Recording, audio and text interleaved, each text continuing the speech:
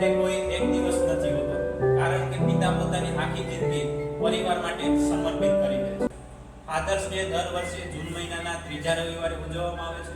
તેની શરૂઆત સોનોરા સ્માર્ટ બોર્ડે 1910માં કરી હતી. તેમણે પિતાના ત્યાગ અને પ્રેમના સન્માનમાં આ દિવસ ઉજવવાનો વિચાર આપ્યો હતો. પિતા પોતે તકલીફ સહન કરશે, પણ પોતાના સંતાનને ક્યારેય તકલીફ પડવા દેતા નથી. પિતાનો પ્રેમ ઘણીવાર શબ્દોમાં નથી હોતો, પણ તેમની મહેનત, ત્યાગ અને જવાબદારીઓમાં દેખાય છે. પિતા એવું વિચારશે કે જે સફળતા હું પ્રાપ્ત ન કરી શકતો એ સફળતા મારું સંતાન પ્રાપ્ત કરે. દીકરો જ્યારે ટેન્શનમાં હોય અને ખંભા ઉપર હાથ રાખીને પિતા પૂછે કે બેટા ઉપાધિ શેની, હજી હું બાપ બેઠો છું, આ શબ્દો જ જીવનના હજારો ડરને હરાવી દે છે. તમે પૈસા, નામ અને સફળતા બધું કમાઈ શકશો, પણ ક્યારેય પિતાનું ઋણ નહીં ચૂકવી શકો. Happy father's day.